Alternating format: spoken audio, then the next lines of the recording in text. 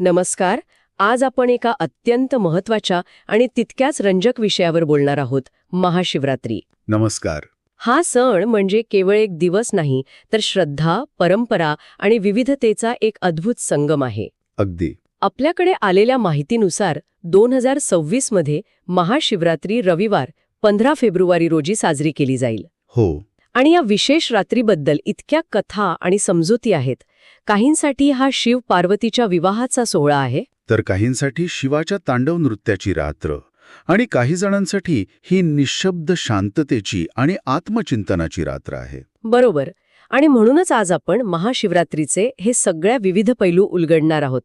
यामागे नक्की कथा काय आहेत आणि देशभरात हा सण किती वेगवेगळ्या अनोख्या पद्धतीने साजरा केला जातो हे आपण जाणून घेऊया. चला तर मग सगळ्यात आधी विषयाचा पाया समजून घेऊया. महाशिवरात्रीबद्दलची सगळ्यात प्रचलित कथा म्हणजे याच रात्री भगवान शिव आणि देवी पार्वती यांचा विवाह झाला होता. हो.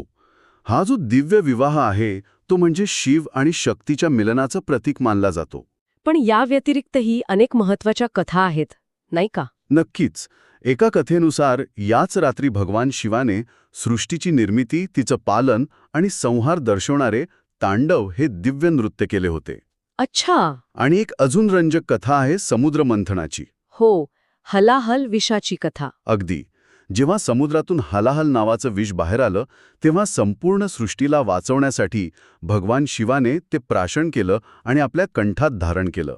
आणि म्हणूनच त्यांचा कंठ निळा झाला आणि त्यांना नीलकंठ हे नाव मिळालं.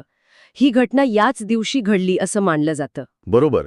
म्हणजे हा केवळ एक उत्सव नाही, तर यामागे खूप खोल आध्यात्मिक अर्थ दडलेला आहे.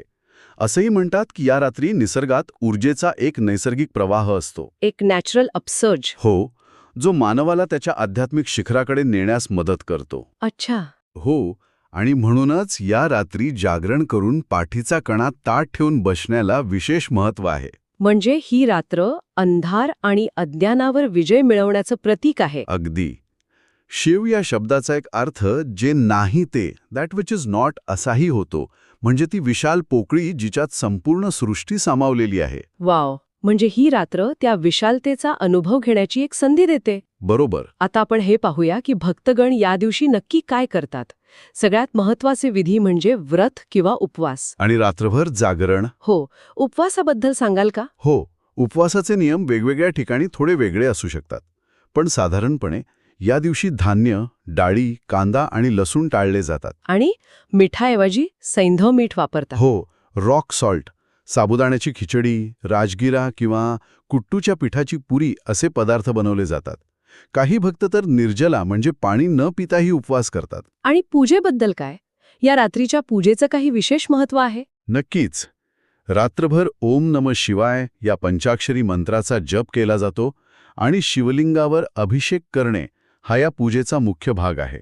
अभिषेक दूध, दही, मध, तूप, साखर आणि पाण्याने केला जातो. हो. या 6 पवित्र वस्तूंनी.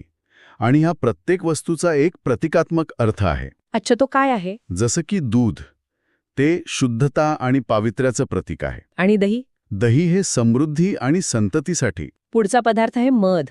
मध म्हणजे मधुर वाणी. आपलं बोलणं नेहमी गोड असावं, ही त्यामागची भावना आहे. वा.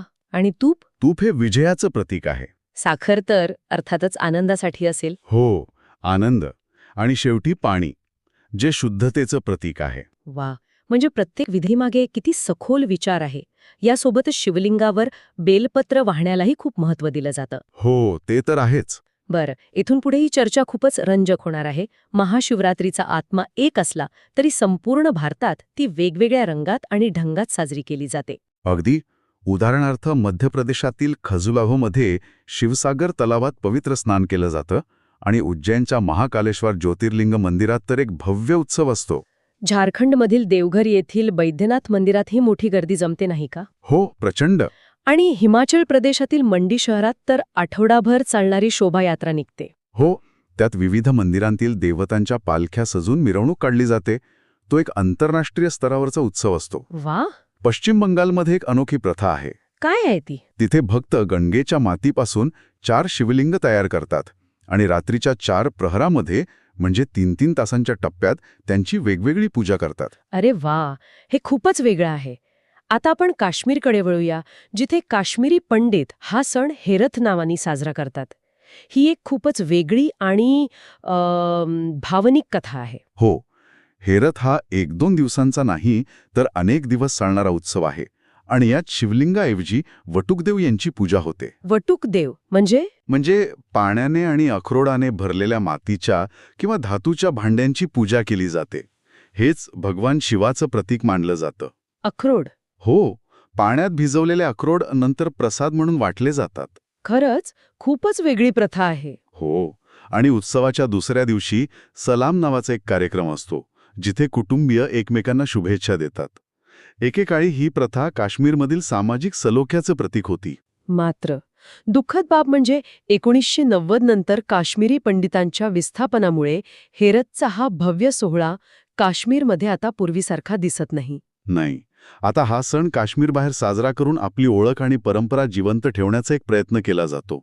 तर या सगळ्याचा अर्थ काय? महाशिवरात्री हा केवळ एक सण नाही, तर तो पौराणिक कथांपासून ते गहन आध्यात्मिक विचारांपर्यंत अनेक स्तरांवर अनुभवता येतो. हो, आणि या सणाच्या परंपरा भारताइतक्याच वैविध्यपूर्ण आहेत. भव्य जत्रांपासून ते घरातील शांततापूर्ण विधींपर्यंत. प्रत्येक पद्धत आपल्याला या श्रद्धेचा एक वेगळा पैलू दाखवते. हीच या परंपरेची लवचिकता आणि सर्वसमाविष्टता आहे. आणि या सगळ्यातून आपल्या श्रोत्यांसाठी एक विचार. आपण ऐकलं की शिव म्हणजे विशाळ पोकळी किंवा शांतता. आपण आजच्या धावपळीच्या जीवनात जिथे माहितीचा आणि आवाजाचा सतत मारा होत असतो, अशा वेळी आपण स्वतःसाठी अशी शांततेची किंवा पोकळीची जागा कशी तयार करू शकतो, जिथे आपल्याला खऱ्या अर्थाने आत्मचिंतन करता येईल? यावर नक्की विचार करण्यासारखा आहे. नक्कीच. चला तर मग पुढच्या वेळी भेटूया. तोपर्यंत नमस्कार. नमस्कार.